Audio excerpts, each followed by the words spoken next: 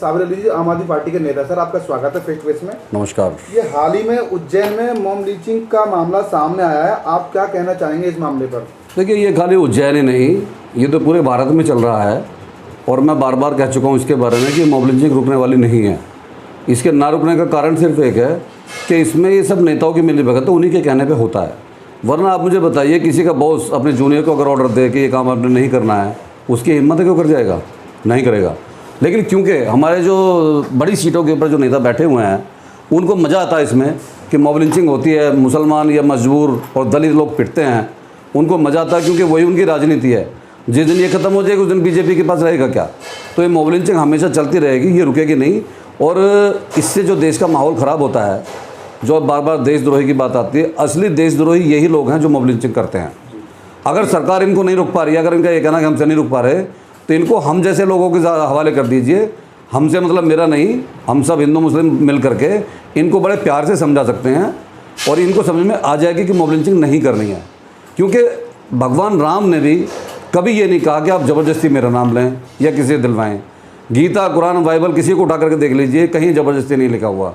तो ये कौन होते हैं ज़बरदस्ती जैसे राम का नारा लगवाने वाले?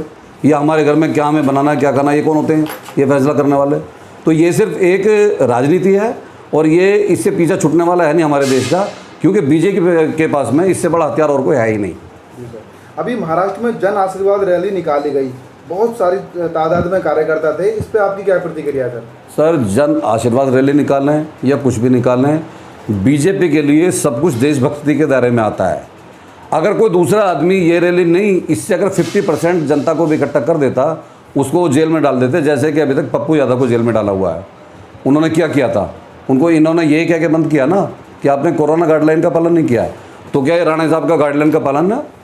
ऐसा क्यों दोहरा रवैया है हमारे देश में कि अगर आप 1000 लोगों को इकट्ठा करते हो तो आप धार्मिक कहलाते हो, दूसरा आदमी 100 इकट्ठे करता है वो देशद्रोही बन जाता है?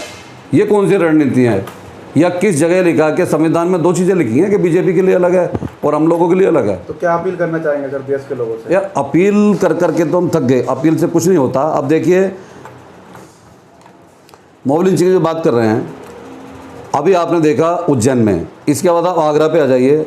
आगरा में एक दुकानदार की पिटाई सिर्फ किस बात को लेकर के की है उन्होंने कि जब देवी देवता की फ़ोटो कोई भी कंपनी किसी अपने प्रोडक्ट पे लगाती है तो उस पर ऐसा नहीं लिखती कि इसको सिर्फ हिंदू ही बेच सकता, मुसलमान नहीं बेचेगा। अगरबत्ती है तो अगरबत्ती सभी बेचते हैं, मुस्लिम भी और हिंदू भी, और सभी खरीदते भी हैं। लेकिन उसकी पिटाई सिर्फ इस बात को लेकर की है, उसकी दुकान बंद करा दी कि देवी देवताओं की जिस पे धार्मिक फ़ोटो लगी होगी वो आप सेल नहीं कर सकते, आपको ऊपर पाबंदी है। ये कौन सा देश है साहब? इस देश में तो आज़ादी है, बल्कि सभी लोग, हर धर्म के लोग यहाँ खुश होते हैं कि सिर्फ एक हमारा हिंदुस्तान ऐसा देश है जिसमें हर मज़हब के लोगों के लिए जगह है। लेकिन ये लोग क्यों देश का माहौल ख़राब करना चाहते हैं, नहीं समझ में आती। मेरी इनसे सिर्फ एक ही अपील है कि अगर देश को बचाना है तो नेताओं को सुधरना होगा और अपने कार्यकर्ताओं को समझाना होगा। जो इस तरह की हरकत करते हैं, इससे यही नहीं, विदेशों में भी हमारा नाम खराब हो रहा है। यहाँ बैठ के हम भले अपनी मूँछें बड़ी कर लें, लेकिन आप विदेशों में सुन लीजिए हमारे बारे में क्या क्या कहा जाता है। और इनको शर्म आनी चाहिए जो अपने आप को देशभक्त कहलाते हैं। ये देशभक्त नहीं, पक्के देश के गद्दार हैं और इनको सज़ा मिलनी चाहिए। लेकिन इनको अरेस्ट किया जाता है और नेक्स्ट डे इनको बेल पे छोड़ दिया जाता है।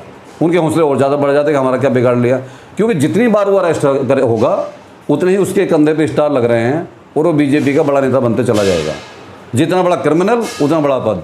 जब तक ये तरीका नहीं बदला जाएगा तब तक ये मॉब लिंचिंग, दलितों पर अत्याचार, किसानों को ले लीजिए आप, बीजेपी खट्टर सरकार ने क्या किया? बेचारे मजबूर किसानों के ऊपर इतना लाठी चार्ज किया है। भाई वो कोई देशद्रोही थे क्या, या कोई आतंकवादी हैं? क्या किया उन्होंने?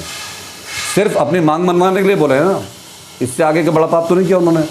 लेकिन खट्टर सरकार ने उनके ऊपर इस तरह से लाठी चार्ज कराया है कि किसानों को एक जानवर की तरह पीटा गया। ऐसी सरकार का क्या फ़ायदा है सर? इस सरकार का कोई फ़ायदा नहीं है, क्योंकि अगर कोई कानून हमारे लिए बनता है और हमें पसंद नहीं है तो उसको चेंज कर दो, बदलाव कर दो। ये कौन सी बड़ी बात है? सरकार का जो रवैया है, जो एक राजा का रवैया होना चाहिए, वो जनता के हक में होना चाहिए, जनता के खिलाफ नहीं। इससे तो ये साबित होता है कि कुछ ही दिनों बाद हमारे देश में हिटलरशाही आने वाली है और जो सिर्फ 1 या 2 लोग कहेंगे पार्टी के, वही होंगे काम, बाकी कुछ नहीं होगा। बाकी सब या तो जेल के अंदर होंगे या चुपचाप अपने गाल पिटवाते रहो। लेकिन मैं ये कह देना चाहता हूँ उन नेताओं को और उन देशद्रोहियों को जो इस तरह के ज़बरदस्ती नारे लगवाते हैं और ज़बरदस्ती किसी को भी, दलित को, मुसलमान को, किसी भी भाई को परेशान करते हैं, कि अगर ऐसा ही चलता रहा तो कभी ना कभी ऐसा भी होगा कि इनका सामना इनको करना पड़ेगा, जो हम नहीं चाहते कि ऐसा टाइम आए। क्योंकि हमारे देश में शांति बनाए रखना बहुत ज़रूरी है, और शांति से सब लोग रहेंगे, मिल बांट के खाएंगे पिएंगे, साथ बैठेंगे, सबको अच्छा लगेगा। 10-20 साल पहले जो माहौल था देश का, वो माहौल वापस आ सकता है अगर ये लोग सुधर जाएँ। तो भाइयों, आपसे मेरा हाथ जोड़ के निवेदन है, आप ये बदतमीजी, गुंडागर्दी, देश विरोधी गतिविधि छोड़ दीजिए, तो हमारा देश भी सुखी रहेगा, हम भी सुखी रहेंगे, आप भी सुखी रहेंगे। जय हिंद, नमस्कार, अस्सलाम वालेकुम।